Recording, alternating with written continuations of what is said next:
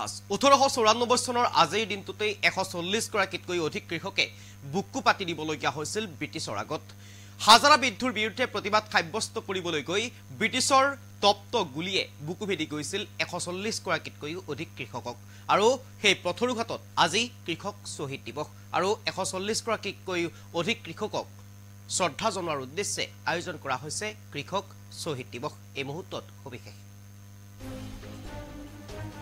এই মুহূৰ্তত সবিশেষ লইবৰ কাৰণে চেষ্টা কৰিছো আজি পথৰুঘাটৰ কৃষক শ্বহীদ দিৱস 1894 চনৰ আজিৰ দিনটোত ব্ৰিটিছৰ তপ্ত গুলিত প্ৰাণ হেৰুৱাইছিল 140 গৰাকী কৃষকে সৰকাৰী তথ্য অনুসৰি 140 গৰাকী কৃষকে 1894 চনৰ আজিৰ দিনটোতেই ব্ৰিটিছৰ বিৰুদ্ধে প্ৰতিবাদ সাব্যস্ত কৰিবলৈ গৈ প্ৰাণ হেৰুৱাবলগীয়া হৈছিল হাজানা বিদ্যুৰ বিৰুদ্ধে মাত মাতি নিজৰ প্ৰাণ হেৰুৱাবলগীয়া হৈছিল হোজা কৃষকসকলে ইংৰাজৰ বৰ্ধিত কৰৰ বিৰুদ্ধে মাত মাতি ইংৰাজৰ ৰোষৰ বলি হৈছিল কৃষকসকল আৰু এই মতত বিশেষ লইবৰ কাৰণে চেষ্টা কৰিছো আজি যেহেতুকে শ্বহীদ কৃষক শ্বহীদ দিৱস 1894 চনৰ আজিৰ দিনটোতেই পথৰুঘাটত শ্বহীদ হৈছিল 140 গৰাকীতকৈও অধিক কৃষক ব্ৰিটিছে হাজানা বৃদ্ধি কৰাৰ বিৰুদ্ধে প্ৰতিবাদ সাব্যস্ত কৰিবলৈ গৈ বুকু পাতি দিবলগীয়া হৈছিল ব্ৰিটিছৰ গুলিৰ সন্মুখত আৰু সেই সময়তেই যি এছপি আছিল যি এছডিও আছিল এই সকলে এক প্ৰকাৰ ব্ৰিটিছৰ হৈ কাম কৰিছিল আৰু সাধাৰণ হোজা ৰাইজৰ কথাক তেওঁলোকে অৱহেলা কৰিছিল আৰু সাধাৰণ হোজা ৰাইজৰ যি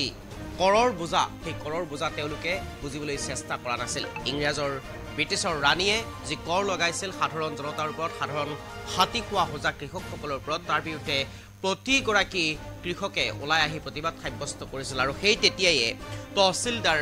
আজিৰ এছডিসি আজিৰ তাৰিখৰ এছডিসি সেই তেতিয়াৰ তহচিলদাৰ আছিল সেই তহচিলদাৰ ভৱানী চৰণ ভট্টাচাৰ্যৰ নেতৃত্বত এখন ৰাইজমেল গঠন কৰা হৈছিল আৰু সেই ৰাইজমেলখনৰ নেতৃত্ব দিছিল তহচিলদাৰ ভৱানী চৰণ ভট্টাচাৰ্যই আৰু ৰাইজমেললৈ আহিছিল এছপি বেৰিংটন আৰু এছডিও ৰেমছনৰ নেতৃত্বত উপায়ুক্ত এণ্ডাৰছনৰ এটা বিশাল পুলিচ বাহিনীৰ দল আৰু সেই পুলিচ বাহিনীৰ দলটোৱে পথৰুঘাটত যি ৰাইজমেল বৃহৎ ৰাইজমেল হৈছিল সেই ৰাইজমেলত আহি উপস্থিত হৈছিল আৰু উপস্থিত হৈ পথৰুঘাটৰ যি কৃষকসকল আছিল সেই কৃষকসকলৰ কৰৰ বোজাৰ কথা সেই এণ্ডাৰছন উপায়ুক্ত এণ্ডাৰছন এছপি বেৰিংটন এছডিও ৰেমছনৰ সন্মুখত অৱগত কৰিছিল আৰু সেই তেতিয়া এইসকল পুলিচ বাহিনী এইসকল বিষয়াই সাধাৰণ হোজা কৃষকসকলৰ মনৰ কথা বুজিবলৈ চেষ্টা কৰা নাছিল আৰু ইংৰাজৰ ৰাণীয়ে আৰোপ কৰা কৰ কেতিয়াও কমি নাযায় অৰ্থাৎ কেতিয়াও তেওঁলোকৰ কৰ কমাই দিয়া নহয় যি কৰ ইংৰাজৰ ৰাণী আৰোপ কৰিছিল হোজা কৃষকৰ ওপৰত সেই কৰ দিবই লাগিব বুলি মন্তব্য কৰিছিল সেই কৰ দিবই লাগিব বুলি তেওঁলোকে হোজা কৃষকসকলৰ সন্মুখত অৱগত কৰিছিল আৰু সেই তেতিয়াই কৃষকসকলে প্ৰতিবাদ সাব্যস্ত কৰিছিল সেই ৰাইজমেলতে কৃষকসকলে জাঙৰ খাই উঠিছিল আৰু শ কৃষকে একত্ৰিত হৈ প্ৰতিবাদ সাব্যস্ত কৰিছিল পুলিচ বাহিনীৰ সন্মুখত উপায়ুক্ত এণ্ডাৰছন এছপি বেৰিংটন আৰু এছডিও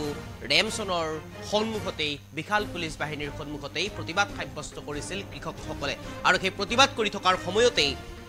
তাৰে পৰা এগৰাকী কাটা শেখ নামৰ হোজা কৃষকে শিল দলিয়াই আহত কৰাইছিল উপায়ুক্ত এণ্ডাৰছনক আৰু এছপি বেৰিংটনত আহত কৰিছিল আৰু সেই আহত কৰাৰ সময়তেই লগে লগে উপায়ুক্ত এণ্ডাৰছনৰ আদেশ মৰ্মেই পুলিচ বাহিনীয়ে তপ্ত বুলেটেৰে বুকু ভেদি যোৱাকৈ গুলি কৰিছিল কৃষকসকলক উদ্দেশ্যে আৰু তেতিয়াই সেই সময়তেই 140 গৰাকীতকৈ অধিক কৃষকে মৃত্যু হ'ব লগা হৈছিল অকালতে প্ৰাণ হেৰুৱাব লগা হৈছিল কৰৰ বোজাৰ বিৰুদ্ধে প্ৰতিবাদ সাব্যস্ত কৰিবলৈ গৈ 1894 চনৰ পথৰুঘাটত 140 গৰাকীতকৈ অধিক কৃষকে মৃত্যুক সাৱটি ল'বলগীয়া হৈছিল আৰু তেতিয়াৰে পৰা আজি পৰ্যন্ত এই 1894 চনৰ 28 জানুৱাৰী দিনটোত কৃষক শ্বহীদ দিৱস হিচাপে পালন কৰি অহা হৈছে আৰু প্ৰতিগৰাকী অসমীয়াই আজিৰ দিনটোত এই 140 গৰাকী কৃষকক শ্ৰদ্ধাৰে সোঁৱৰণ কৰিবলগীয়া এটা দিন কৃষকসকলৰ যি বীৰ কৃষকসকলৰ যি বীৰত্ব কৃষকসকলৰ যি ব্ৰিটিছৰ বিৰুদ্ধে প্ৰতিবাদ সাব্যস্ত কৰা যি মানসিকতা এই মানসিকতাত এক প্ৰকাৰ আজিৰ দিনটোত প্ৰতিগৰাকী অসমীয়াই শ্ৰদ্ধা জনোৱা উচিত। মই পোনে পোনে পথৰুঘাটৰ সেই কৃষক শ্বহীদ বাকৰিলৈ আপোনালোকক লৈ যাব বিচাৰিছোঁ। তাত মন্তব্য আছে, আমি মন্তব্য শুনাব বিচাৰিছোঁ। ঐতিহাসিক পথৰুঘাটত 28 জানুৱাৰী কৃষক শ্বহীদ দিৱস। 1894 চনৰ আজিৰ এই দিনটোতে পথৰুঘাটত বৰ্ধিত খাজানাৰ প্ৰতিবাদত ব্ৰিটিছৰ বিৰুদ্ধে যি সংগ্ৰাম ইয়াতে হৈছিলে, এই সংগ্ৰামত 7 কোটি কৃষকৰ ইয়াত শ্বহীদ হৈছিলে আৰু সেই 7 কোটি কৃষকৰ শ্বহীদৰ আত্মাৰ সদগতিৰ কাৰণে প্ৰতি বছৰে আমাৰ এই পথৰুঘাটত এই আজিৰ তাৰিখটোত আমি শ্বহীদসকলক স্মৰণ কৰি আহিছোঁ। ইয়াত আজি আমাৰ স্থানীয় ৰাইজে বিগত বছৰৰ দৰে চৰকাৰৰ সহযোগত জিলা প্ৰশাসনৰ সহযোগত আমি ইয়াত আটোমটোকাৰিকৈ এই আমাৰ শ্বহীদ স্তম্ভটো সজাই পৰাই তুলিছে আৰু ইয়াত উপস্থিত আমাৰ যি প্ৰশাসনৰ মানুহ বা স্থানীয় ৰাইজ বা অঞ্চলৰ ৰাইজ ইয়াত উপস্থিত হ'ব। ইয়াত আহি শ্ৰদ্ধাঞ্জলি জ্ঞাপন কৰিব। লগতে চৰকাৰে অনুষ্ঠিত কৰা যি আমাৰ মুকলি সভা বা অন্যান্য অনুষ্ঠান আছে, এই অনুষ্ঠানত ৰাইজৰ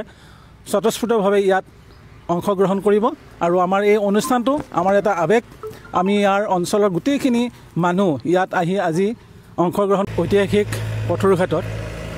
28 জানুৱাৰী কৃষক শ্বহীদ দিৱস। 1894 চনৰ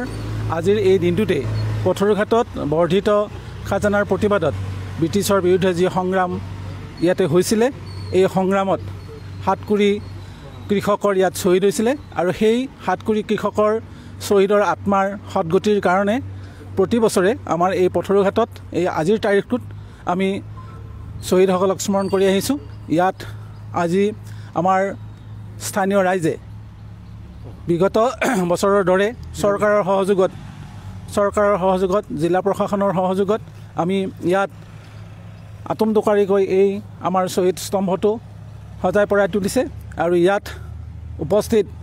আমাৰ যি প্ৰশাসনৰ মানুহ বা স্থানীয় ৰাইজ বা অঞ্চলৰ ৰাইজ ইয়াত উপস্থিত হ'ব। ইয়াত আহি শ্ৰদ্ধাঞ্জলি জ্ঞাপন কৰিব। লগতে চৰকাৰে অনুষ্ঠিত কৰা যি আমাৰ মুকলি সভা বা অন্যান্য অনুষ্ঠান আছে, এই অনুষ্ঠানত ৰাইজৰ স্বতঃস্ফূৰ্তভাৱে ইয়াত অংশগ্ৰহণ কৰিব আৰু আমাৰ এই অনুষ্ঠানটো আমাৰ এটা আৱেগ।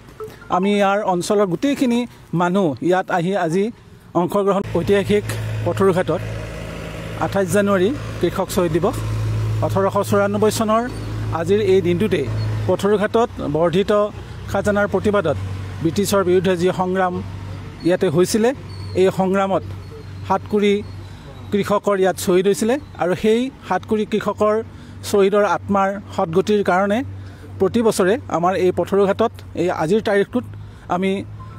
শ্বহীদসকলক স্মৰণ কৰি আহিছোঁ। ইয়াত আজি আমাৰ স্থানীয় ৰাইজে বিগত বছৰৰ দৰে চৰকাৰৰ সহযোগত জিলা প্ৰশাসনৰ সহযোগত আমি ইয়াত আটোমটোকাৰিকৈ এই আমাৰ শ্বহীদ স্তম্ভটো সজাই পৰাই তুলিছে আৰু ইয়াত উপস্থিত আমাৰ যি প্ৰশাসনৰ মানুহ বা স্থানীয় ৰাইজ বা অঞ্চলৰ ৰাইজ ইয়াত উপস্থিত হ'ব। ইয়াত আহি শ্ৰদ্ধাঞ্জলি জ্ঞাপন কৰিব। লগতে চৰকাৰে অনুষ্ঠিত কৰা যি আমাৰ মুকলি সভা বা অন্যান্য অনুষ্ঠান আছে, এই অনুষ্ঠানত ৰাইজৰ স্বতঃস্ফূৰ্তভাৱে ইয়াত অংশগ্ৰহণ কৰিব আৰু আমাৰ এই অনুষ্ঠানটো আমাৰ এটা আৱেগ। আমি ইয়াৰ অঞ্চলৰ গোটেইখিনি মানুহ ইয়াত আহি আজি অংশগ্ৰহণ। ঐতিহাসিক পথৰুঘাটত